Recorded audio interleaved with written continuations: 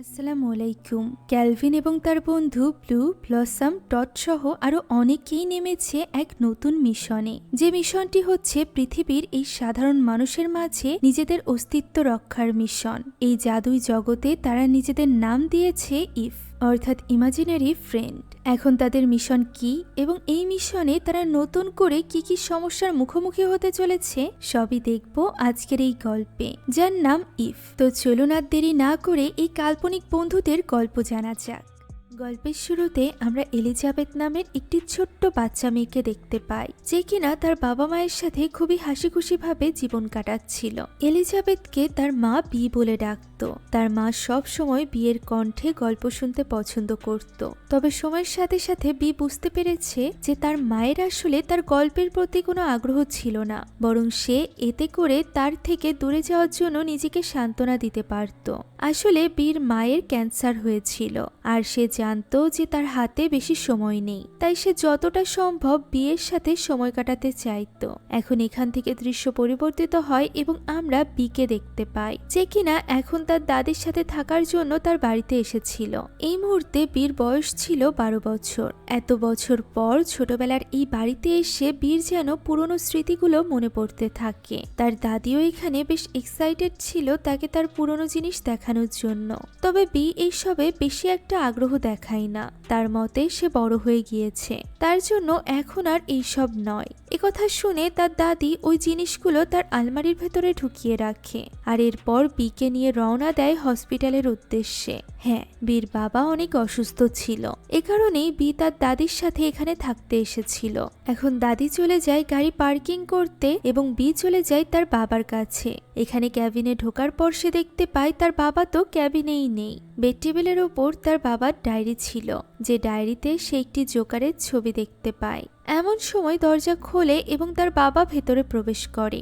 সে এখানে তার স্যালাইনটিকে এমনভাবে সাজিয়েছিল যেন সেটা একটা মেয়ে, আর এরপর সে ওই মেয়েটির সাথে ডান্স করতে আরম্ভ করে। মূলত সে এই সব কিছু করছিল তার মেয়েকে খুশি করার জন্য, যে ব্যাপারটা বিও বুঝতে পারছিল। তাই সে তার বাবাকে বলে তার এইসব করার কোনো দরকার নেই। বি এখন বড় হয়ে গিয়েছে এবং বুঝতে শিখে গিয়েছে যে জীবন সব সময় সুখের নয়। উত্তরে তার বাবা বলে তবে তাদের কখনোই সুখে থাকার জন্য চেষ্টা থামানো উচিত নয়। তার বাবা তার সামনে এসে বসে এবং বিকে বলে সে বুঝতে পেরেছে বি নিজেকে অনেক শক্ত করে ফেলেছে, কারণ এত বছর পর এখানে আসাতে তার নিজের মায়ের কথা মনে পড়ছে। সে ওই একইভাবে তার বাবাকে হারাতে চাইছে না, কিন্তু তাকে বুঝতে হবে যে তার বাবা তার মায়ের মতো অত অসুস্থ নয়। তার হার্টের একটি রোগ হয়েছে, যে রোগের চিকিৎসা এই হসপিটালেই আছে। তাই সে ওয়াদা করে যে সে তার মায়ের মতো করে বিকে একা রেখে যাবে না।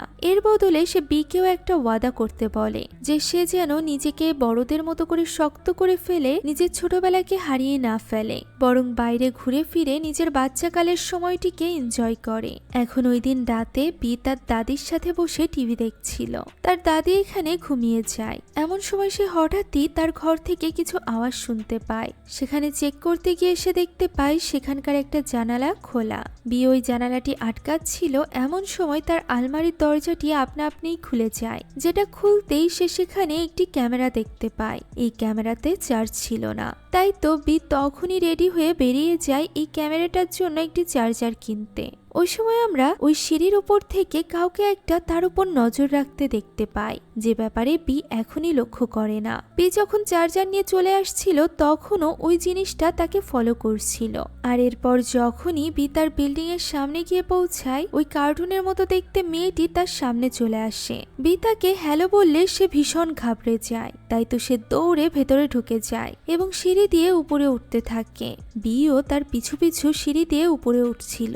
এভাবেই উঠতে উঠতে সে একদম উপরের ফ্লোরে চলে আসে, যেখানে পৌঁছাতেই একটি ঘরের ভেতর থেকে সে ফিসফিসানির আওয়াজ শুনতে পায়, যেখানে ওই মেয়েটি বীর তাকে দেখতে পাওয়া এবং তাকে ফলো করার কথাটি একজন লোককে খুলে বলছিল।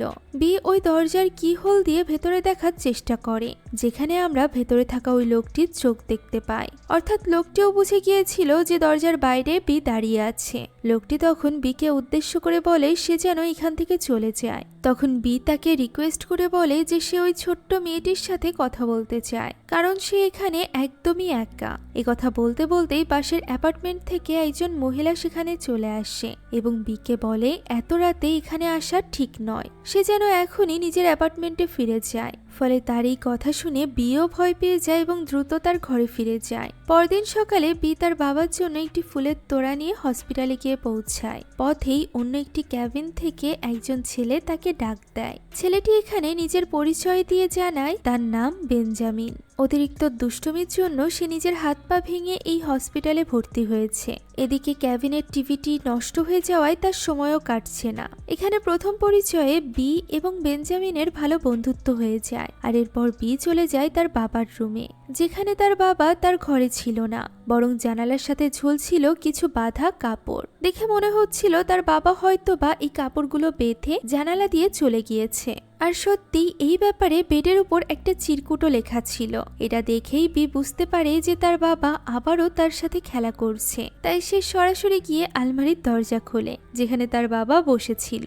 অর্থাৎ তার বাবা এখানে আপ্রাণ চেষ্টা করছিল তার মেয়েকে একটা সুষ্ঠু সুন্দর ছোটবেলা উপহার দেওয়ার। এখন বাড়িতে ফিরে ওই রাতে বি বসে বসে ওই ক্যামেরায় রেকর্ড করা তার ছোটবেলার ভিডিওগুলো দেখছিল। এমন সময় কিছু শব্দ সে শুনতে পায় এবং অ্যাপার্টমেন্টের বাইরে এসে সে আবারও ফিসফিসানির শব্দ শুনতে পায়, যা থেকে সে বুঝতে পারে যে উপরের ওই বাচ্চা মেয়েটি এবং ওই লোকটি নিচে নামছে। তাই তো সেও তখন তাদেরকে ফলো করতে থাকে। এভাবেই লুকিয়ে লুকিয়ে ফলো করতে করতে তারা একটি বাড়ির সামনে পৌঁছে যায়, যেখানে ওই লোকটি ওই বাড়ির ভেতরে প্রবেশ করার চেষ্টা করছিল। আমরা দেখতে পাই লোকটি আসলে লুকিয়ে একটি ছোট্ট বাচ্চার ঘরে প্রবেশ করেছিল, যেখানে রাখা ছিল অসংখ্য পুতুল। তবে এই সকল পুতুলের মধ্যে একটি বিশাল আকৃতির জীবন্ত পুতুলও ছিল, যার নাম হলো ব্লু। আর যে লোকটি এই ঘরে এসেছে সেই লোকটির নাম হচ্ছে ক্যালভিন। ক্যালভিন মূলত ব্লুকে এখান থেকে নিয়ে যেতে এসেছে। তবে ব্লু তো এই বাচ্চাটির কাছ থেকে যেতেই চাইছিল না, সে এখানেই থেকে যেতে চাইছিল। তার মতে বাচ্চাটির সাথে তার বেশ ভালো জমবে। যদিও বাচ্চাটি তাকে দেখে ভয় পাচ্ছিল, তবুও সে কোনো কথাই শুনতে রাজি ছিল না। এমন সময় ব্লুর হাসি চলে আসে। ক্যালভিন তাকে আটকানোর অনেক চেষ্টা করে, তবে এতে কোনো লাভ হয় না। ব্লু সজোরে হাঁচি দেয় এবং ক্যালভিন দ্রুত লুকিয়ে পড়ে। বাচ্চাটি জেগে ওঠে, তবে সেখানে কাউকেই দেখতে পায় না। আর এরপর ব্লুকে বাইরে বেরিয়ে নিয়ে আসে ক্যালভিন। এমন সময় ওই কার্টুন মেয়েটি বিকে পেছন থেকে হাই বলে, যাকে ঘুরে দেখা মাত্রই বি সেখানেই অজ্ঞান হয়ে যায়। জ্ঞান ফেরার পর বি নিজেকে অপরিচিত কোনো একটি স্থানে আবিষ্কার করে। সে মূলত এখন তাদের ওই বিল্ডিং এর উপরের ওই ঘরটিতে ছিল, যেখানে টেবিলের উপর অনেকগুলো বাচ্চার ছবি ছিল। এমন সময় তার সামনে চলে আসে ব্লু। এই পার্পল কালারের ব্লুকে দেখে বি ভীষণ ভয় পেয়ে যায়। এরই মধ্যে সেখানে আসে ওই কার্টুন মেয়েটি, যার নাম ছিল ব্লসাম। সে এখানে ব্লুর হয়ে তার কাছে ক্ষমা চায়, কেননা ব্লু নিজের আকৃতি ভুলে যায় এবং সে বুঝতেই পারে না যে বাচ্চারা তাকে দেখে প্রথমে ঘাবড়ে যায়। সে এখানে নিজেদের পরিচয় দেয় এবং বিকে ভয় পেতে নিষেধ করে। এরই মধ্যে ক্যালভিন আসলে সে ক্যালভিনের সাথেও বির পরিচয় করিয়ে দিতে চায়, কিন্তু ক্যালভিন বলে যে বি তাকে আগে থেকেই চেনে। বি যখন ছোট ছিল তখন তাদের দেখা হয়েছিল এই স্থানে, যদিও বির কোনো কিছু মনে পড়ে না। সে তো এই কার্টুন এবং এত বড় আকৃতির ব্লুকে দেখে ভীষণ ভয় পেয়ে গিয়েছিল। তারা কি তাই বুঝে উঠতে পারছিল না। তখন ব্লু এবং ব্লসম মিলে তাকে ব্যাপারটা খুলে বলে যে সব বাচ্চাদেরই ছোটবেলাতে একজন করে কাল্পনিক বন্ধু থাকে, যাদেরকে তারা বড় হওয়ার পর ভুলে যায়। যেমন জেরেমি নামক এক বাচ্চার কাল্পনিক বন্ধু ছিল ব্লু, তবে জেরেমি তাকে এখন ভুলে গিয়েছে। এ কারণেই ব্লুকে সে আর দেখতে পায় না। ব্লু এখন নিঃসঙ্গভাবে দিন কাটাচ্ছে। এভাবে চলতে থাকলে একটা সময় এই পৃথিবী থেকে ব্লু নিশ্চিহ্ন হয়ে যাবে। এই কাল্পনিক বন্ধুদেরকে তারা নাম দিয়েছিল IF, যার ফুল ফর্ম হলো ইমাজিনারি ফ্রেন্ড, অর্থাৎ কাল্পনিক বন্ধু। বি জিজ্ঞাসা করে তাহলে আজ রাতে কি হচ্ছিল, ব্লু ওই বাচ্চাটির বাড়িতে কি করছিল। উত্তরে ব্লসম জানায় যে তারা একটি ম্যাচ মেকিং আইডিয়ায় কাজ করছে, যে আইডিয়াটি মূলত ক্যালভিনের ছিল, যেখানে পুরনো এই ইফদের জন্য নতুন বাচ্চাদেরকে খুঁজে বের করে তাদেরকে এক করে দিবে, যাতে করে তারা এই নতুন বাচ্চার কাল্পনিক বন্ধু হয়ে এই পৃথিবীতে থাকতে পারে। তা না হলে তারা সবাই আস্তে আস্তে করে অদৃশ্য হয়ে যাবে। একথা বলতে বলতে ব্লু কাঁদতে শুরু করে। পরিস্থিতি সামলাতে ক্যালভিন সেখানে চলে আসে এবং বিকে বলে তার অ্যাপার্টমেন্টে ফিরে যেতে। কেননা পাশের অ্যাপার্টমেন্টের মহিলাটি তার মতো একটা বাচ্চাকে এখানে দেখে ফেললে তার সমস্যায় পড়ে যাবে। যা শুনে বি বলে সে কোনো বাচ্চা নয়। এ কথায় ক্যালভিন চুপ হয়ে যায় এবং বিও সেখান থেকে চলে যায়। পরদিন সকালে এই সব কিছু মনে করে বীর ঘুম ভাঙে। তার যেন এখনো পর্যন্ত গত রাতের ওই ঘটনাগুলো বিশ্বাস হচ্ছিল না। তবে এখন সে সব কিছু মাথা থেকে ছেড়ে তৈরি হয়ে বেরিয়ে পড়ে তার বাবার কাছে যাওয়ার জন্য। পথে বেঞ্জামিনের ক্যাবিন এসে দেখতে পাই সেখানে তো কেউই নেই, বরং বেডের উপর রাখা ছিল বেঞ্জামিনের খেলনা। তাই সে এখানে ওই ফুলের তোড়া থেকে একটি ফুল বেঞ্জামিনের জন্য রেখে যায়। এর কিছুক্ষণ পর বীর ক্ষুধা লাগায় সে ওই হসপিটালের ক্যান্টিনের দিকে যাচ্ছিল। এমন সময় সেই পথে ব্লুকে দেখতে পায় এবং তার পিছু করতে থাকে। ব্লু যেন অনেক চেষ্টা করছিল তার কাছ থেকে লুকাতে, কিন্তু তার কাশির শব্দ শুনে বি বুঝতে পারে সে কাপড় চোপড়ের ভেতরে রয়েছে। তাই সে সকলের চোখ ফাঁকি দিয়ে ওই কাপড় চোপড়ের ট্রলিটি টেনে অন্যদিকে নিয়ে যায় এবং তাকে ওই কাপড় চোপড়ের নিচ থেকে বেরিয়ে নিয়ে আসে। ব্লু এইসবে বেশ মজা পাচ্ছিল, তবে বি ভয় ছিল যে কেউ যদি তাকে এইভাবে একা একা কথা বলতে দেখে তাহলে সে তাকে পাগল ভাববে, যেহেতু বি বাদে আর কেউই ব্লুকে দেখতে পারবে না। এমন সময় পেছনের ক্যাবিন থেকে তাকে ডাক দেয় বেঞ্জামিন। আসলে ব্লুর পিছু করতে করতে বি তখন বেঞ্জামিনের রুমের সামনে চলে এসেছিল, যদিও বেঞ্জামিন এখানে ব্লুকে দেখতে পারছিল না। এখন এই ঘটনায় বি রেগে যায় এবং তখনই ব্লুকে নিয়ে চলে যায় ক্যালভিনদের কাছে, অর্থাৎ উপরের ওই ঘরটিতে। ব্লুর আসলে মনে হচ্ছিল যে বি একমাত্র পারে তাদেরকে সাহায্য করতে, যেহেতু বি তাদের সবাইকে দেখতে পায়, যেটা কোনো সাধারণ বাচ্চার পক্ষে সম্ভব ছিল না। একটা বাচ্চা শুধুমাত্র নিজেরই কাল্পনিক বন্ধু বাদে অন্য কোনো ইফকে দেখতে পেত না। ব্লুর সাথে সাথে ব্লসমেরও এরকমটিই মনে হচ্ছিল, তবে ক্যালভিনের এমনটি মনে হচ্ছিল না, সেই সাথে বীরও। কেননা মানুষ হওয়ার পরও ক্যালভিনও তো তাদেরকে দেখতে পেত। তবে সে এখানে ইফদের সাহায্য করতে চাইছিল, আর সে যেহেতু একজন বাচ্চা ছিল তাই এই ইফদের জন্য তার পক্ষে বাচ্চা খোঁজা বেশি সহজ ছিল। কোন বাচ্চার জন্য কোন ইফ ঠিক হবে এটাও বোঝা সহজ ছিল। তাই তো সে এখানে সবগুলো ইফদেরকে দেখতে চায়, যাদের ছবি সেখানেই রাখা একটি বইতে ছিল। যদিও ক্যালভিন তাকে সেখানে নিয়ে যেতে চায় না, তবে তার জোড়াজড়িতে ক্যালভিনকে রাজি হতে হয়। এখন তারা একটি টিম হয়ে গিয়েছিল এবং টিমের মতো করেই ওই দিনই বিকে নিয়ে ক্যালভিন বেরিয়ে যায় বাকি ইফদের সাথে দেখা করতে। তারা যখন ট্রেনে করে যাচ্ছিল তখন বি ক্যালভিনকে জিজ্ঞাসা করে যে ক্যালভিন কবে থেকে এই ইফদেরকে দেখতে পায়। উত্তরে ক্যালভিন বলে ছোটবেলা থেকেই। আর এরপর তারা পৌঁছে যায় বড় একটি অ্যামিউজমেন্ট পার্কের সামনে, যেটা দেখে বিয়ের কাছে মনে হয় যে সে এখানে আগেও এসেছে। যা শুনে ক্যালভিন বলে তাহলে তো তার স্মৃতি ফিরে আসছে, কিন্তু এই অ্যামিউজমেন্ট পার্ক ওই সময় বন্ধ ছিল। তাই তো বিকে সেখানে দাঁড়িয়ে রেখে ক্যালভিন চলে যায় চাবি আনতে এবং এরপর চাবি নিয়ে তারা ভেতরে প্রবেশ করে, যেখানে পার্কের ভেতরে একটি ছোট্ট দরজা খুললেই ভেতরের সিঁড়ি দেখা যায়, যে সিঁড়ি তাদেরকে নিয়ে যায় একদম নিচে একটি দরজার সামনে। ভেতরে প্রবেশের সময় ক্যালভিন বিকে নিয়ে চিন্তা করছিল যে সে আবার এখানে ঢুকে ভয় না পেয়ে যায়। এরপরও সে কোনো মতে লুকিয়ে বিকে নিয়ে প্রবেশ করে ভেতরে। এখানে ভেতরে যেন অন্য এক দুনিয়া ছিল এবং ছিল অসংখ্য রকমারি ইফ। এখানে একটা ঘরে বি দেখতে পায় বেশ কিছু নতুন ইফরা মিলে বৈঠক করছে এবং নিজেদের দুঃখ শেয়ার করছে। এরই মধ্যে তাদের মধ্য থেকে একজন ইফ তাকে দেখে ফেলে। এই সময় ক্যালভিন তাকে টেনে নিয়ে যায় এবং নিয়ে যায় একজন কাঠের পুতুলের ইফের কাছে। ক্যালভিন এখানেও বিকে লুকিয়ে রাখার চেষ্টা করছিল, কিন্তু ওই ইফ তাকে দেখে ফেলে এবং ক্যালভিনকে জিজ্ঞাসা করে এটা কি সে। ক্যালভিন ইশারায় উত্তর দেয় হ্যাঁ। আর এরপর তার কাছ থেকে লুইস নামের একজন ইফ কোথায় আছে তা জেনে সে বিকে নিয়ে সেখান থেকে রওনা দেয়, যেখানে হুট করেই তাদেরকে ভয় দেখাতে থাকে টট নামের এক ভুতুড়ে ইফ। তাকে কোনো মতে সরিয়ে সামনে এগোতেই ক্যালভিন অদৃশ্য কিছুর সাথে ধাক্কা খেয়ে নিচে পড়ে যায়। এই অদ্ভুত অদৃশ্য ইফটির নাম ছিল কিথ। ক্যালভিন তো বুঝতেই পারে না যে কোনো বাচ্চা কিভাবে অদৃশ্য কোনো কাল্পনিক বন্ধু বানাতে পারে। যাক, এখন তারা দুজন পৌঁছে যায় লুইসের কাছে। লুইস আসলে 93 বছর বয়সী একটি ইফ ছিল যে কিনা ইফদের জন্য এই স্থানটি তৈরি করেছিল। এখানে বিকে দেখা মাত্রই লুইস তাকে চিনে ফেলে এবং বিকে বলে ক্যালভিন আগে এরকম রাগী ছিল না, বরং সে এক সময় এক মজাদার জোকার ছিল যে কিনা বিকে আনন্দ দিত।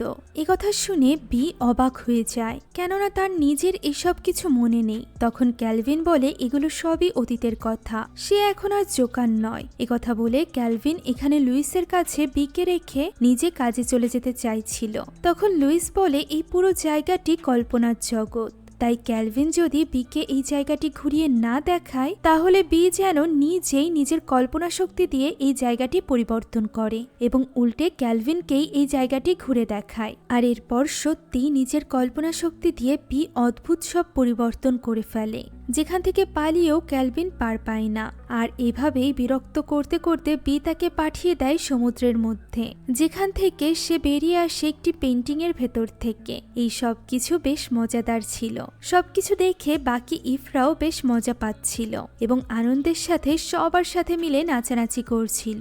বিরও এখানে বেশ ভালো লাগে। আর এভাবেই ইফদের সাথে একটা লম্বা সময় পার করে তারা ফিরে যায় বাড়িতে। প্রথমে বি যায় তার বাবার সাথে দেখা করতে, যেখানে এবার সে বেঞ্জামিনের জন্য একটি পুতুল নিয়ে গিয়েছিল।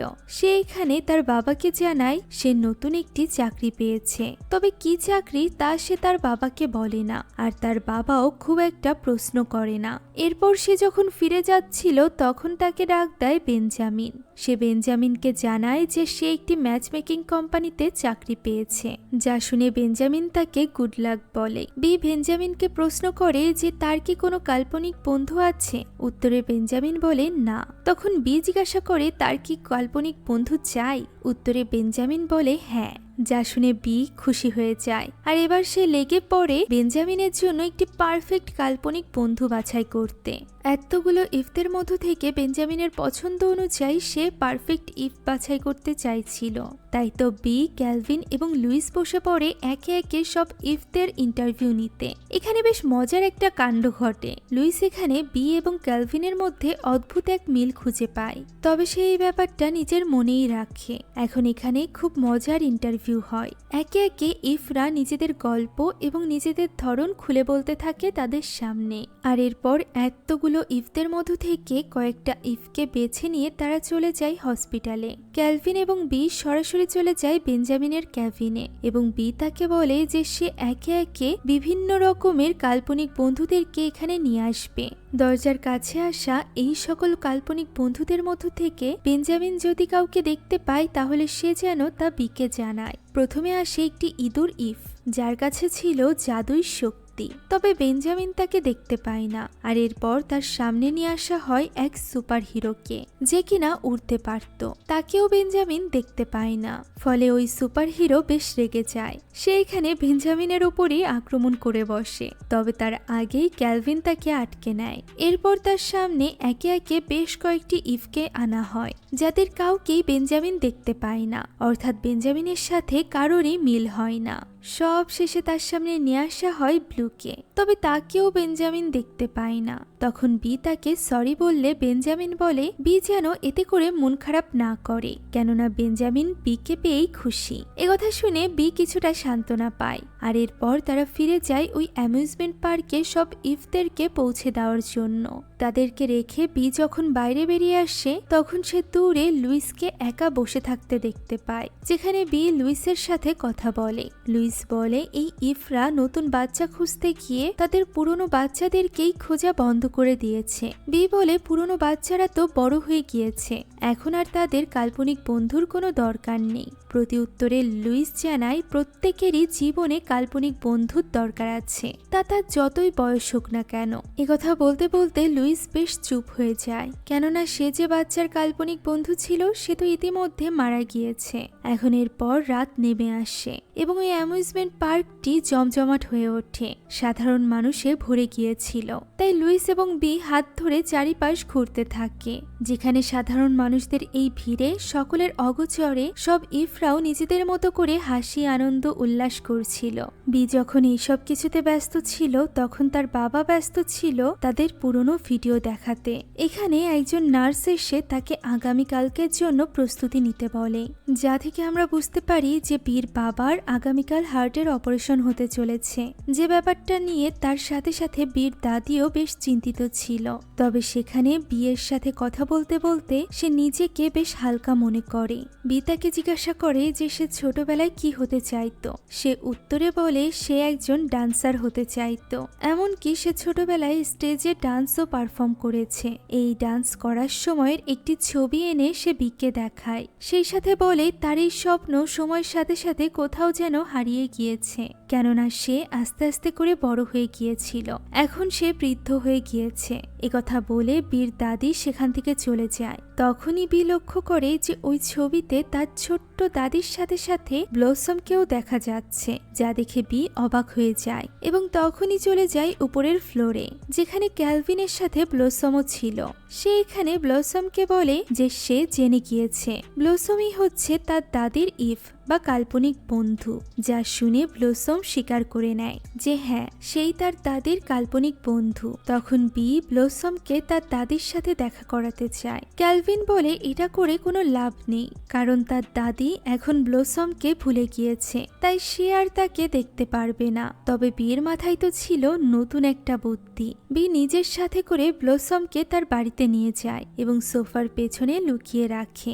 এরপর সে তার দাদির পছন্দের একটি গান অডিও প্লেয়ারে চালিয়ে দেয়, আর এরপর নিজেও ব্লসমের সাথে সোফার পেছনে গিয়ে লুকিয়ে পড়ে। এই গান শুনে তার দাদি রান্নাঘর থেকে বেরিয়ে আসে এবং সেখানে সে কাউকেই দেখতে না পেয়ে ওই প্লেয়ারটি বন্ধ করতে যায়। তবে কি একটা ভেবে যেন সে ওই গানটি বন্ধ করে না, কেননা এই গানটি তার পছন্দের ছিল, তাই সে ওই গানের তালে তালে নাচতে থাকে। এতে করে তার ছোটবেলার স্মৃতি মনে পড়ে যায় এবং ব্লসমের কথাও মনে পড়তে থাকে, যে কারণে ব্লসমও চমকাতে শুরু করে, যা দেখে ব্লসম ভীষণ খুশি হয়ে যায় এবং বীর দাদির তালে তালে সেও নাচতে থাকে। এই সব কিছু দরজার কাছ থেকে দেখছিল ক্যালভিন। তো এইভাবেই বি তার দাদিকে তার কাল্পনিক বন্ধু ফিরিয়ে দেয়, অর্থাৎ প্রথম কাজটিতে তারা সফল হয়েছিল। এই পুরো ঘটনায় বি এবার ঠিক করে নিয়েছিল যে সে নতুন কোনো বাচ্চাকে খুঁজবে না, বরং পুরনো বাচ্চাদেরকেই তাদের কাল্পনিক বন্ধু ফিরিয়ে দিবে। তাই তো সে টটের সাহায্যে পরদিনই ওই ফাইলটি চুরি করে আনায়, যে ফাইলটিতে প্রত্যেক ইফ এবং তার মালিকের ব্যাপারে ইনফরমেশন ছিল। প্রথমে সে ব্লুকে তার বাচ্চা অর্থাৎ জেরেমির কাছে ফিরিয়ে দিতে চাইছিল, তাই সে এবং ক্যালভিন মিলে ব্লুকে নিয়ে রওনা হয় জেরেমির উদ্দেশ্যে, যার সম্পূর্ণ ইনফরমেশন ওই ফাইলেই ছিল। জেরেমির পিছু করতে করতে তারা পৌঁছে যায় একটি ক্যাফেতে। সেখানে এত বছর পর ব্লু জেরেমিকে দেখে খুবই এক্সাইটেড এবং ইমোশনাল হয়ে পড়ে। এখন জেরেমি ওয়াশরুমে যায় এবং তার পিছু পিছু বি ব্লুকে নিয়ে যায় ওয়াশরুমে। বি এখানে লুকিয়েছিল। অন্যদিকে ব্লুকে সে বারবার করে বলছিল জেরেমির কাছে যেতে, কিন্তু ব্লু এখানে অনেকটা ঘাবড়ে গিয়েছিল। এদিকে আজ ছিল জেরেমির একটা ইন্টারভিউ, যে কারণে সে অনেকটা প্রেসারে ছিল, সেই সাথে ইমোশনালও। এমন সময় ব্লু তার কাছে আসে এবং নিজের হাসি কন্ট্রোল করতে না পেরে জোরে একটি হাঁচি দেয়। এতে করে সবকিছু উল্টোপাল্টা হয়ে যায়। জেরেমি সেখান থেকে দ্রুত বেরিয়ে যায়। এই সবকিছুতে ব্লু অনেকটা ইমোশনাল হয়ে পড়ে। বাইরে এসেও তারা ভাবছিল যে এবার কেন তারা সফল হলো না, কেন ব্লু এতটা কাছে আসার পরও জেরেমির কোনো কিছুই মনে পড়ল না। এমন সময় বীর মাথায় আবারও একটি বুদ্ধি খেলে। জেরেমি ছোটবেলা থেকে খাবার খেতে খুব পছন্দ করত, তাই সে জেরেমির পছন্দের খাবার কিনে ক্যালভিন এবং ব্লুকে সাথে নিয়ে পৌঁছে যায় ওই জেরেমির অফিসে। খাবার ডেলিভারি করার নাম নিয়ে সে ভেতরে প্রবেশ করে, যেখানে জেরেমির পাশে ব্লু অলরেডি বসেছিল। বি তাদের সামনে গিয়ে বসে এবং জেরেমির সামনেই তার ছোটবেলার পছন্দের খাবার খেতে শুরু করে। এই খাবার দেখে জেরেমির তার ছোটবেলার স্মৃতি মনে পড়ে যায়। এর ফলে তার পাশে থাকা ব্লু চমকাতে আরম্ভ করে, কেননা জেরেমির মনের কোনো না কোনো অংশে ব্লু এখনো জীবিত ছিল। তবে জেরেমি এখানে চোখ খুলে ব্লুকে দেখার আগেই তাকে ইন্টারভিউয়ের জন্য ডাক দেওয়া হয়, ফলে ব্লুর গ্লো আস্তে আস্তে কমে যায়। এবং জেরেমি গিয়ে পৌঁছায় ইন্টারভিউয়ের রুমের সামনে। সে যেন ভেতরে ঢোকার সাহসই পাচ্ছিল না। এমন সময় ব্লু নিজে থেকেই তার পেছনে এসে দাঁড়ায় এবং তার কাঁধে হাত রাখে, যেটা জেরেমি নিজেও অনুভব করতে পারে। এবং এর সাথে ব্লু আবারও গ্লো করতে থাকে।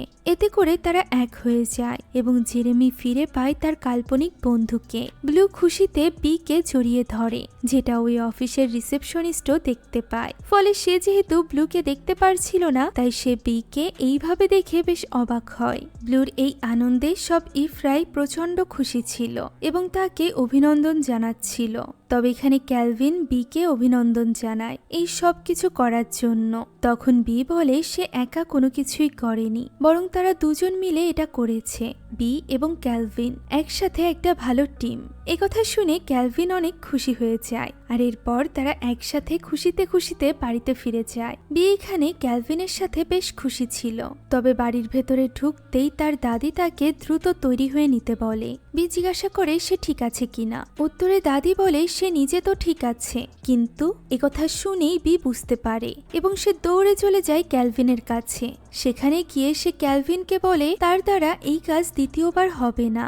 একথা বলে সে কাঁদতে থাকে। তখন ক্যালভিন তাকে জিজ্ঞাসা করে যে সে কিসের কথা বলছে। তখন কাঁদতে কাঁদতে বি বলে সে আবারও বিদায় জানাতে পারবে না। ক্যালভিন বলে বিদায় জানাতে হবে না, বরং সে যেন তার বাবার সাথে দেখা করে তাকে নিজের গল্প শোনায়। যা শুনে বি তাকে জড়িয়ে ধরে এবং ধন্যবাদ জানিয়ে তখনই ছুটে চলে যায় হসপিটালে। সেখানে সব ইফরাও উপস্থিত ছিল এবং তাকে অনুপ্রেরণা যোগাচ্ছিল। বি চলে যায় তার বাবার ক্যাবিনে, যেখানে অপারেশনের পর এখনো পর্যন্ত তার বাবার জ্ঞান ফেরেনি। এ কারণেই ডাক্তাররা ভয় পাচ্ছে। বি তার বাবার হাত ধরে তার পাশে বসে এবং তাকে নিজের গল্প শোনাতে শুরু করে। একটা ছোট্ট মেয়ের গল্প, যে কিনা নিজের মাকে হারিয়ে নিজেকে এতটাই শক্ত করে ফেলেছিল যে সে কোনো কিছুই অনুভব করতে পারত না। তবে এমন পরিস্থিতিতেও তার কাছে একজন ম্যাজিক্যাল মানুষ ছিল, যে কিনা সব সময় তার খেয়াল রাখত, যে যত বড়ই হোক না কেন সব সময় তাকে হাসি খুশি রাখত। বি নিজেকে ওই মানুষটির কাছেই সব থেকে বেশি নিরাপদ মনে করত, আর এ কারণেই সে কখনোই চায় না ওই ব্যক্তিকে হারাতে। আর ওই ম্যাজিক্যাল মানুষটি আর কেউ নয়, বরং তারই বাবা। তাই সে তার বাবাকে কাঁদতে কাঁদতে বলে সে যেন এইভাবে তাকে একা রেখে না যায়। একথা শুনে বীর বাবা রেসপন্স করে এবং বলে গল্পটি খুবই সুন্দর, অর্থাৎ তার জ্ঞান ফিরে এসেছিল।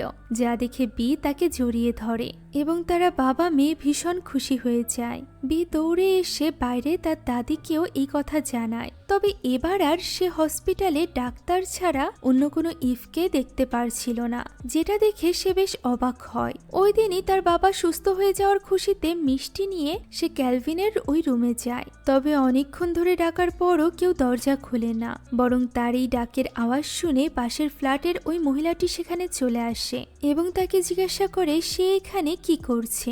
বিয়েতে করে একটু ঘাবড়ে যায়, তবে সে নিজেকে সামলে মহিলাটিকে জানায় যে তার বন্ধুরা এখানে থাকে। একথা শুনে মহিলাটি কিছুটা অবাক হয়, তাই সে নিজের কাছে থাকা চাবি দিয়ে রুমের দরজা খোলে এবং ভেতরের এলোমেলো অবস্থা দেখিয়ে বলে এখানে কেউই থাকে না, বহুদিন ধরে এটা বন্ধ রয়েছে।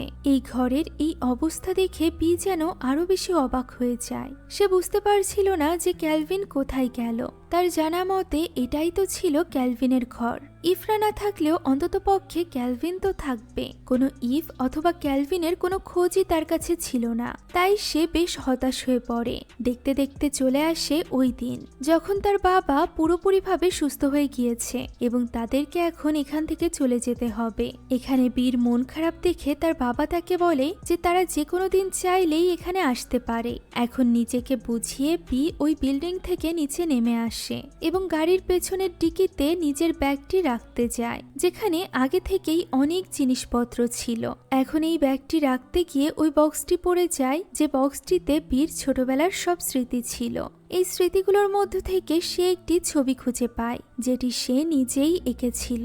এখন এই ছবিতে সে তার বাবা মায়ের সাথে ছিল, তবে ছবির এক পাশ ভাঁজ করা ছিল, যেটা খুলতেই সে দেখতে পায় একটি জোকারের ছবি যার পাশে লেখা ছিল ক্যালভিন। এটা দেখে বি হতবাক হয়ে যায় এবং সবকিছু তার কাছে স্পষ্ট হয়ে যায়। সে ছুটে চলে যায় উপরের ওই রুমের সামনে।